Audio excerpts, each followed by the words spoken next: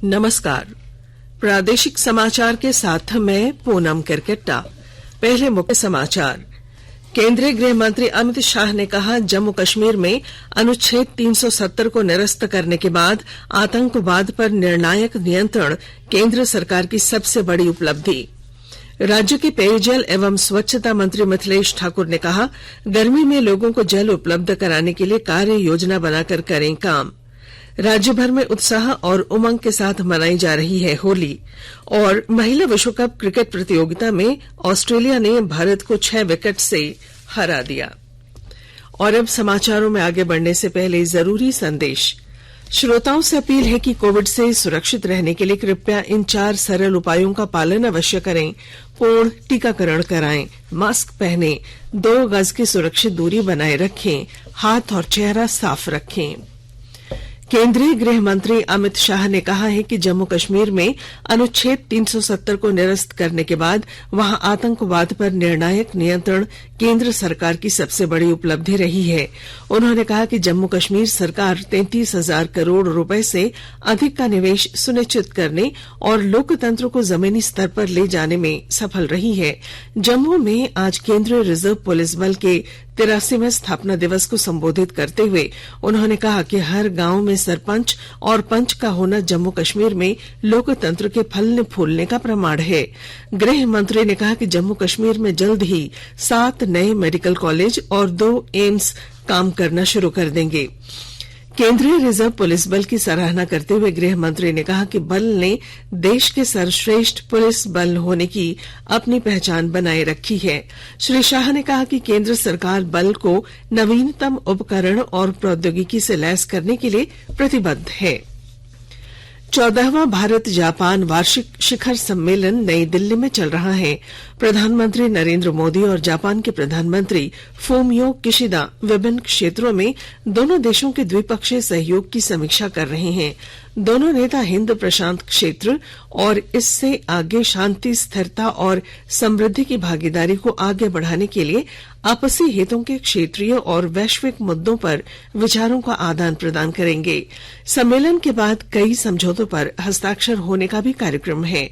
Japan के प्रधानमंत्री का पद संभालने के बाद श्री किशिदा की ये पहली भारत यात्रा है। 14वें भारत जापान वार्षिक शिखर सम्मेलन के दौरान दोनों नेताओं की यह पहली मुलाकात है। रेल और सूचना प्रौद्योगिकी मंत्री अश्विनी वैष्णव ने 2 दिनों की भारत यात्रा पर आए श्री किशिदा का हवाई अड्डे पर स्वागत किया। भारत ने संयुक्त राष्ट्र सुरक्षा परिषद में जैव रासायनिक हथियार संधि को सच्ची भावना से लागू करने की अपील की है। संयुक्त राष्ट्र में भारत के स्थायी उप प्रतिनिधि आर रविंद्र ने कहा कि एक वैश्विक और गैर भेदभावकारी निरस्त्रीकरण संधि होने के कारण भारत इसे बहुत महत्वपूर्ण मानता है। इस संधि में सामूहिक विनाश की क्षमता वाले सभी हथियारों को प्रतिबंधित किया गया है। यूक्रेन की मौजूदा स्थिति पर चिंता व्यक्त करते हुए भारत ने रूस और यूक्रेन के बीच ताजा दौर की राजनयिक बातचीत का स्वागत किया।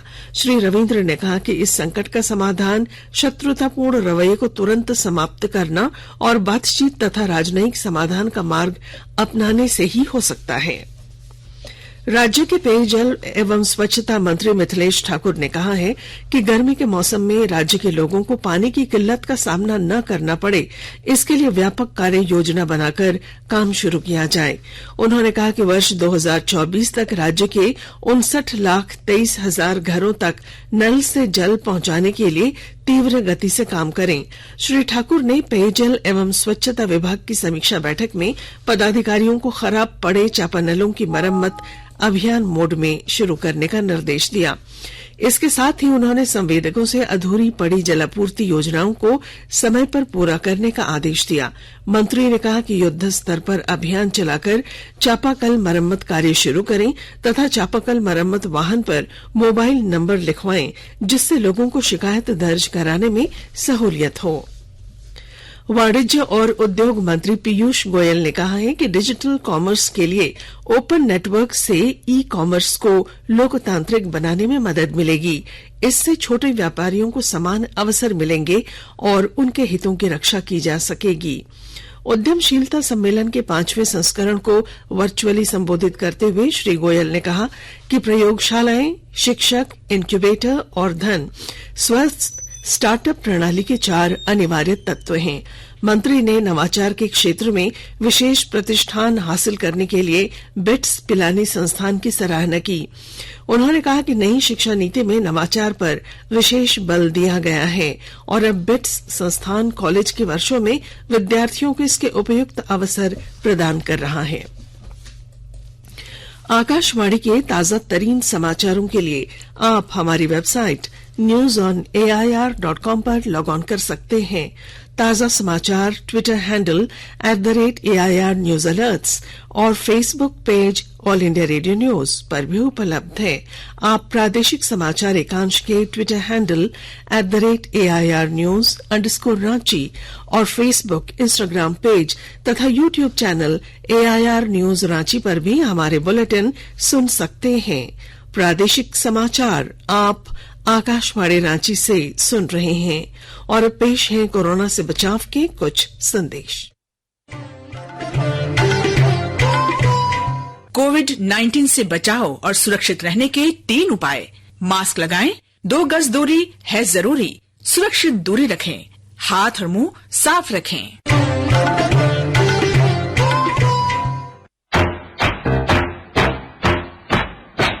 चलो मिलकर एक शुरुआत करें, चलो एक फैसला आज करें, मास्क नहीं तो टोकेंगे, कोरोना को रोकेंगे। चलो एक वादा करते हैं, चलो कुछ वादा करते हैं, मास्क नहीं तो टोकेंगे, कोरोना को रोकेंगे। भारत सरकार द्वारा जनहित में जारी। कोविड से बचाओ। प्रादेशिक समाचार में आपका फिर स्वागत है। राज्य भर में होली का उत्साह चरम पर है। लोग एक दूसरे को रंग गुलाल लगाकर होली मना रहे हैं। सड़कों पर जगह जगह उत्साहित युवाओं की टोली देखी गई। कोडरमा में लोगों ने एक दूसरे को रंग अबीर लगाकर होली की बधाई दी। झुमरी तिलैया में हेल्थ क्लब द्वारा ब्लॉक पार्क में कार्यक्रम आयोजित कर गीत संगीत के बीच लोगों ने एक दूसरे को चंदन से बने रंग लगाकर होली की बधाई दी। इधर गोड्डा जिले में होली और शब-ए बारात को लेकर सुरक्षा के कड़े बंदोबस्त किए गए हैं। सरायकेला खरसावां जिले में शांति और भाईचारे का प्रतीक के रूप में जिले में होली सौहार्दपूर्ण वातावरण में मनाई जा रही है। जिला मुख्यालय सरायकेला, आदित्यपुर, गम्हरिया, चांडिल, खरसावां समेत सभी प्रखंडों में होली की धूम है। मुख्यमंत्री हेमंत सोरेन ने राज्यवासियों को बधाई और शुभकामनाएं दी हैं। अमृत महोत्सव के तहत आकाशवाणी के साप्ताहिक क्विज में आइए आप भी शामिल हों। आजादी के 75 वर्षों का पर्व अमृत महोत्सव प्रत्येक बुधवार शाम 7 बजे प्रसारित होने वाले प्रादेशिक समाचार के दौरान पूछे गए प्रश्न का सही उत्तर देने वाले एक प्रतिभागी इनाम का हकदार होगा। इसके लिए सुनते रहें आकाशवाणी रांची का प्रसारण।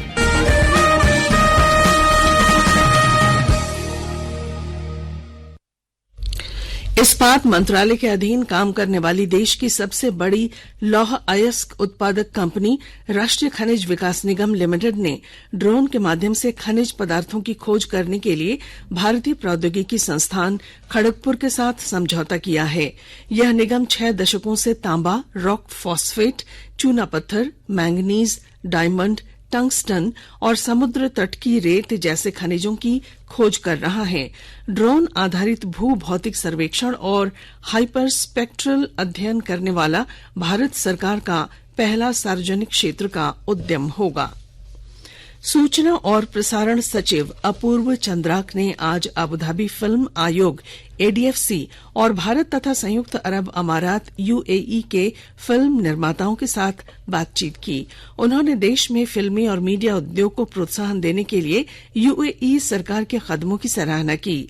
श्री चंद्राक ने कहा कि भारत यूएई के बीच मजबूत सांस्कृतिक संबंध हैं और दोनों पक्षों के बीच आपसी सहयोग की व्यापक संभावनाएं हैं। उन्होंने एडीएफसी को भारत में अपना कार्यालय स्थापित करने के लिए आमंत्रित किया और कहा कि भारत और यूएई जल्द ही दोनों देशों के बीच संयुक्त रूप से फिल्म बनाने के एक समझौते पर हस्ताक्षर किए जाएंगे। उपराष्ट्रपति एम वेंकैया नायडू ने कहा है कि विश्व में लगातार सामाजिक और अन्य तनाव बढ़ रहे हैं और ऐसी स्थिति में मानवता की प्रगति के लिए शांति बहुत आवश्यक है। श्री नायडू आज हरिद्वार में देव संस्कृति विश्वविद्यालय में दक्षिण एशियाई शांति और सुलह संस्थान के उद्घाटन समारोह में बोल रहे थे। श्री नायडू एशिया के पहले बाल्टिक सांस्कृतिक अध्ययन केंद्र का भी निरीक्षण किया। भारतीय मानक ब्यूरो उपभोक्ता संगठनों और स्वयंसेवी संस्थाओं को शामिल करते हुए मानकों को प्रोत्साहन देने की गतिविधियां तेज करेगा। आजादी का अमृत महोत्सव के हिस्से के रूप में आयोजित विशेष सप्ताह के अवसर पर ब्यूरो के महानिदेशक प्रमोद कुमार तिवारी ने एक वेबिनार को संबोधित करते हुए विश्व के विभिन्न भागों में उपभोक्ता आंदोलन का महत्व उजागर किया। उन्होंने कहा कि इस आंदोलन ने गुणवत्ता प्रणाली में सुधार लाने में महत्वपूर्ण भूमिका अदा की है। 35वां सूरजकुंड अंतर्राष्ट्रीय शिल्प मेला आज दिल्ली के पास फरीदाबाद में शुरू हुआ। 4 अप्रैल तक चलने वाले मेले का उद्घाटन हरियाणा के राज्यपाल बंडारू दत्तात्रेय करेंगे। कोविड महामारी के कारण 2 साल के अंतराल के बाद इस मेले का आयोजन किया गया है। महिला विश्व कप क्रिकेट प्रतियोगिता में ऑस्ट्रेलिया ने भारत को 6 विकेट से हरा दिया है। न्यूजीलैंड के ऑकलैंड में खेले गए मैच में पहले बल्लेबाजी करते हुए भारत ने निर्धारित 50 ओवर में 7 विकेट पर 277 रन बनाए। कप्तान मिताली राज ने सबसे अधिक 68 रन बनाए। जवाब में ऑस्ट्रेलिया ने 4 विकेट के नुकसान पर 280 रन बनाए। कप्तान मेग लेनिंग ने 97 रन बनाए। भुवनेश्वर में FIH pro league hockey tournament में आज भारत का सामना अर्जेंटीना से होगा। स्पेन के साथ 2 मुकाबले खेलने के बाद भुवनेश्वर के कलिंगा हॉकी स्टेडियम में भारतीय टीम आज और कल अर्जेंटीना के साथ 2 मैच खेलेगी। टूर्नामेंट में 27 फरवरी को स्पेन के साथ दूसरे मुकाबले में भारत को 3 के मुकाबले 5 से हार का सामना करना पड़ा था। भारतीय टीम अब भी दूसरे स्थान पर पहुंच सकती है। भारत ने अब तक 6 मुकाबले खेले हैं और 4 में जीत के साथ उसके 12 अंक हैं। नीदरलैंड ने 6 खेले हैं और उसने सभी मुकाबले जीत लिए हैं। अर्जेंटीना 6ठे स्थान पर है और 4 मैच में उसके 9 अंक हैं। अर्जेंटीना ने 3 मैचों में जीत हासिल की है, जबकि 1 में उसे हार का सामना करना पड़ा है। ओडिशा के भुवनेश्वर में सीनियर राष्ट्रीय भारोत्तोलन प्रतियोगिता आज से शुरू हो रही है। प्रतियोगिता में पुरुष और महिला दोनों वर्गों के खिलाड़ी हिस्सा लेंगे। भारतीय रेल के खेलकूद संवर्धन बोर्ड ने चैंपियनशिप में खिलाड़ियों का दल भेजा है। भारतीय रेलवे पुरुष टीम ने पिछले 4 वर्षों से लगातार राष्ट्रीय भारोत्तोलन चैंपियनशिप जीती है और रेलवे की महिला टीम पिछले 2 वर्षों से विजेता रही है। और अब अंत में मुख्य समाचार एक बार फिर। केंद्रीय गृह मंत्री अमित शाह ने कहा, जम्मू कश्मीर में अनुच्छेद 370 को निरस्त करने के बाद आतंकवाद पर निर्णायक नियंत्रण केंद्र सरकार की सबसे बड़ी उपलब्धि।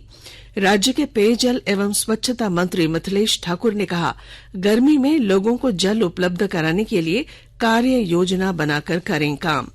राज्य भर में उत्साह और उमंग के साथ मनाई जा रही है होली। और महिला विश्व कप क्रिकेट प्रतियोगिता में ऑस्ट्रेलिया ने भारत को 6 विकेट से हरा दिया है। और इसके साथ ही आकाशवाणी रांची से प्रादेशिक समाचार का ये बुलेटिन समाप्त हुआ। नमस्कार।